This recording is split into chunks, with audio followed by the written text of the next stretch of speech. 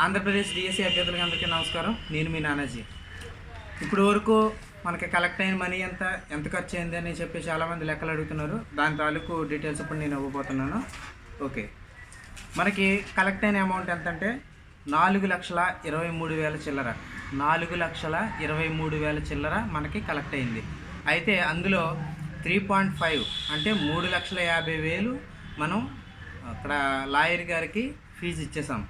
తర్వాత మేము first trip వెళ్ళిన తర్వాత కొంతమంది లాయర్ని కలిసాం. అక్కడ కన్సల్టేషన్ ఫీజులు కూడా కట్టాము. అయితే అవి కూడా మేము లెక్కల్లో చెప్పట్లేదు, ఎందుకంటే మేము పర్సనల్గా పెట్టుకున్నాం. అవి మీ మీద రుద్దట్లేదు. ఓకే, ఇప్పుడు నేను లెక్కలు చెప్తున్నాను చూడండి. ఫస్ట్ ట్రిప్పు 8 రోజుల ట్రిప్పు. అక్కడ రూమ్ రెంట్ వచ్చి 1,100. అక్షయ లాడ్జ్లో మేము దిగాం. 1,100. ఓకే, 8 రోజులు ఉన్నాం. 8,800 అయ్యింది. ఓకే, ఫుడ్ ఖర్చుకు వచ్చి రోజుకి 150 రూపాయలు, అంటే 60 రూపాయలు భోజనం మధ్యాహ్నం, 60 రూపాయలు భోజనం సాయంత్రం, ఉదయం 20 రూపాయలు టిఫిను. ఓకే, మా ఖర్చులు కలిపి రోజుకి 150 రూపాయలు అయ్యేది పర్ మనిషికి. ఒక మనిషికి 150 రూపాయలు ఖర్చు. ఇలాగా మేము అక్కడ హైదరాబాద్ వెళ్ళిన తర్వాత మేము 4 వెళ్ళాం ఇక్కడి నుంచి. అక్కడ ఒక పర్సన్ యాడ్ అయ్యారు, మొత్తం 5గురికి కలిసి 150 రూపాయలు చొప్పున 5 × 150 750 రూపాయలు రోజుకి. అయితే 8 రోజులు ఉన్నాం కాబట్టి 6,040 రూపాయలు రోజు ఖర్చు. తర్వాత ట్రావెలింగ్కి వచ్చి మాకు ఎంత అయిందంటే, మేము ఇటు నుంచి వెళ్ళేటప్పుడు 4గురికి 4,000 అయ్యింది, తిరిగి వచ్చేటప్పుడు 1,200 అయింది. ఇవి కలిపి మొత్తం 5,200. ఈ ఫుడ్ ఖర్చు 6,040 రూపాయలు, 5,200 రూపాయలు. ఇవి కాకుండా మళ్ళీ మాకు వాటర్ ఖర్చు ఎక్కువగా అయ్యింది, ఎందుకంటే మాకు వాటర్ తాగడం ఎక్కువ అలవాటు. మేము వాటర్ బాటిల్స్ ఎక్కువ తాగేవాళ్ళం. అయితే దాని ఖర్చు ఎంత అయిందంటే, రోజుకి మనిషికి ఒక 90 రూపాయలు అయ్యేది. 5గురికి ఉన్నాం కాబట్టి 450, 8 రోజులు ఉన్నాం కాబట్టి 3,600. ఇవి మొత్తం కలిపి ఈ ఫస్ట్ ట్రిప్కి వచ్చేసి 23,640 రూపాయలు అయింది. తర్వాత సెకండ్ ట్రిప్ వచ్చి 7 డేస్ ఉండడం జరిగింది. రెంట్ వచ్చి 800. ఈసారి అక్కడ 5,600 రెంట్ అయింది, ఎందుకంటే 7 డేస్ కాబట్టి. 7,856. నెక్స్ట్ మా ఫుడ్ ఖర్చు వచ్చేసి ఎంత అయిందంటే 600 అయింది. మేము ఎంతమంది వెళ్ళామంటే, మళ్ళీ 4 వెళ్ళాం. మా ఫుడ్ ఖర్చు 600, రోజుకి 4 వెళ్ళాం కాబట్టి 150 × 4 600. 7 రోజులు ఉన్నాం కాబట్టి 4,200 రూపాయలు అయ్యింది. తర్వాత వాటర్ ఖర్చు వచ్చి 2,520 రూపాయలు అయ్యింది. మొత్తం వెరసి మొత్తం ఆ రూమ్ రెంట్లో ట్రావెలింగ్ ఫుడ్ ఖర్చు అంతా కలిపి 11,920 రూపాయలు అయ్యింది. ఓకే, ఎందుకంటే ట్రావెలింగ్ 4,000, వచ్చేటప్పుడు 1,200, కలిపి 5,200. ఈ 6,720 కలిపితే 11,920 రూపాయలు. ఇది సెకండ్ ట్రిప్. ఇక థర్డ్ ట్రిప్ వచ్చేసరికి విజయవాడ నుంచి హైదరాబాద్ 3 మనుషులు వెళ్ళాం. 2,000 రూపాయలు టికెట్ అయ్యింది. తర్వాత ఒక మనిషికి కాకినాడ నుంచి హైదరాబాద్ రావడం జరిగింది. తనకి 1,000 రూపాయలు అయ్యింది. 2 డేస్ ఉండడం జరిగింది. రూమ్ రెంట్ వచ్చి 1,600 అయ్యింది. అదేవిధంగా అక్కడ ఫుడ్ ఖర్చులు చూసినట్లయితే 4 × 150, అంటే 4 మనుషులు × 150 × 2 రోజులు, అంటే 1,200 రూపాయలు ఖర్చు అయింది. వాటర్ ఖర్చు వచ్చి 180 రూపాయలు, వచ్చి 5,980 రూపాయలు మూడో ట్రిప్ ఖర్చు అయింది. నాలుగో ట్రిప్ ఎంత అయింది, కాకినాడ నుంచి హైదరాబాద్ వెళ్ళాం. 2 మనుషులు వెళ్ళాం. రిటర్న్ వచ్చేటప్పుడు 2,000, వెళ్ళేటప్పుడు 2,000, మొత్తం 4,000 రూపాయలు అయింది. తర్వాత అక్కడ 3 డేస్ ఉండడం జరిగింది. రూమ్ రెంట్ వచ్చి 2,400 అయ్యింది. ఇక ఫుడ్ ఖర్చు వచ్చి 900 రూపాయలు, ఎందుకంటే 150 రూపాయలు చొప్పున 2 మనుషులు. ఎన్ని రోజులు అంటే 3 రోజులు. మీకు లెక్కలు కట్టేసుకున్నా మీకు వచ్చేస్తుంది.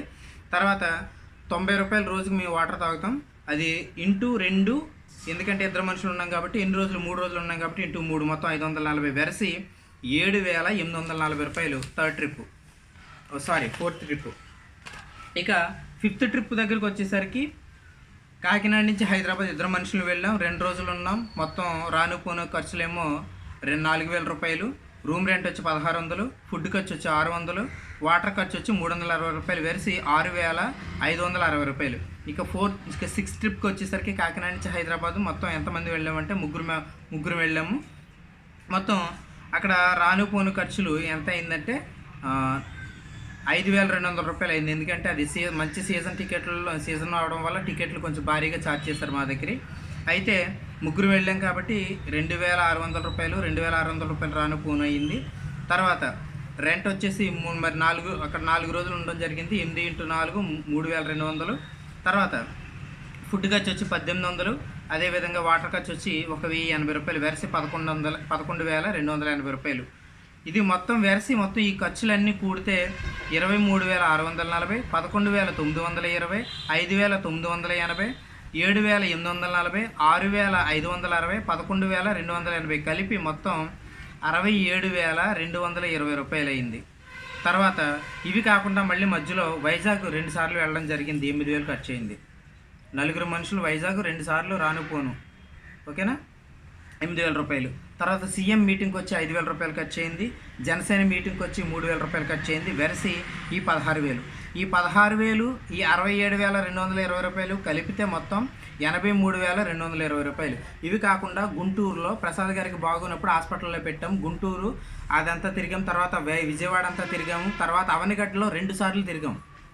కానీ ఈ ఖర్చులేమీ మేము ఇందులో చూపించలేదు, అవి మా పర్సనల్లో పెట్టుకున్నాం. ఓకేనా, అర్థమవుతుందా మీకు? అయితే ఇప్పుడు వెరసి మొత్తం ఖర్చు ఎంత అయిందంటే 83,220 రూపాయలు అయింది. ఇందులో మనకి కలెక్ట్ అయిన అమౌంట్ ఎంత అని చెప్పాం, 4,23,000 చిల్లర వచ్చింది. ఇక్కడ ఖర్చు అయింది ఎంతంటే 3,50,000 రూపాయలు లాయర్ గారి ఫీజు, 83,220 రూపాయలు కలిపితే మొత్తం మనకి ఎంత వచ్చిందంటే 4,33,220 రూపాయలు వచ్చింది. కానీ మనకు వచ్చింది ఎంత, 4,23,000. మరి 10,000 ఏమైనాయి అంటే అది మేము పెట్టుకున్నాయి. మా హెల్త్లు బాగోకపోయినా, మా ఫ్యామిలీ పరిస్థితులు బాగోకపోయినా మేము ఇందులో 1 రూపాయి కూడా ఖర్చు పెట్టలేదు. ఎందుకంటే ఇది అందరి సొమ్ము, మేము తింటే మాకేం వస్తుంది. నవీన్ని, ఉదయనే చాలా టార్గెట్ చేసి మాట్లాడుతున్నారు, మమ్మల్ని కూడా చాలా టార్గెట్ చేసి మాట్లాడుతున్నారు. కరెక్ట్ కాదండి. అమౌంట్ ఎంత కలెక్ట్ అయిందో అంతకంటే ఎక్కువ ఖర్చు అయింది. మాది 30,000 ఖర్చు పెట్టుకున్నాం. మేము ఏం మాట్లాడలేదు కదా, సైలెంట్గా ఉన్నాం. మేము సైలెంట్గా ఉన్నామంటే మా పరిస్థితులు బాగోక ఆ పని ఈ పని చేసుకుని ఇప్పుడు ఇల్లుని నెట్టుకుంటున్నాం. అదే అందులో ఉన్న డబ్బుతో ఉంటే ఇక్కడ జలసాలు చేయలేకే. మా పరిస్థితి అది కాదు. మా పరిస్థితి చాలా దారుణంగా ఉంది, చాలా దీనంగా ఉంది. అయినప్పటికీ ఇందులోది ఏ రూపాయి మేము ఖర్చు పెట్టలేదు. ఇంకా ఇంట్లోని ఒరే మీ అమ్మకి బాగోలేదు కదా, మీ నాన్నకి బాగోలేదు కదా, ఇంట్లోని ఖర్చు గురించి అని చెప్పి మాకు బంధువులు చాలామంది ఇచ్చినవి కూడా ఇందులో పెట్టేసాం బ్రహ్మాండంగానే. ఆ ఖర్చులు ఉదయం చెప్పాడా, మా అమ్మకి బాగోలేదు మా బంధువులు ఇలా ఇచ్చారు ఆ డబ్బులు ఇందులో పెట్టేశానని ఎక్కడన్నా ఉదయం చెప్పాడా? నవీన్కి బ్రెయిన్ తలలోని నెర్వ్స్ దెబ్బతిన్నాయి. తనకి హెల్త్ ఖర్చులు కానీ ఫ్యామిలీలోని ఇలాగ చాలామంది తనకి మనీ ఇచ్చారు బంధువుల వాళ్ళు. కానీ ఆ డబ్బులు కూడా బ్రహ్మాండంగా ఇందులో ఖర్చు పెట్టేశాడు. రూమ్ రెంట్లు కూడా ఇందులో ఖర్చు పెట్టేశాడు. అవి ఏమన్నా మీతో చెప్పారా? మా మదర్కి బాగోలేదని చాలామంది మాకు పంపించారు, మనీ పంపించారు. అవి కూడా బ్రహ్మాండంగా ఇందులో పెట్టాను. అవి ఏమన్నా చెప్పాను? ప్రసాద్ సార్ తన పర్సనల్గా తన కోచింగ్ నడుపుకుంటూ అదే ట్యూషన్ చెప్పుకుంటూ వచ్చిన డబ్బులు కూడా ఇందులో పెట్టేశారు ఆయన. అవి ఏమన్నా మీతో చెప్పామా? చెప్పలేదు. అదేంటంటే మా సరదాకి మేము చేసుకున్నాం కదా. ఈరోజు మేము అందరితో దొంగలు అనిపించుకోవడానికి మేము ఎంత చేసుకున్నాం కదా. 30,000 రూపాయలండి మా పర్సనల్ మనీ మేము పెట్టుకున్నాం. మీలో మీరు పంపించిన దాంట్లో ఏ ఒక్క రూపాయి కూడా మేము మా జలసాల కోసం మేము వాడలేదు. ఓకేనా సార్? కొంచెం మీరు అంతా అర్థం చేసుకుంటారనుకుని నేను కోరుకుంటున్నాను. ఓకేనా సార్? Thank you.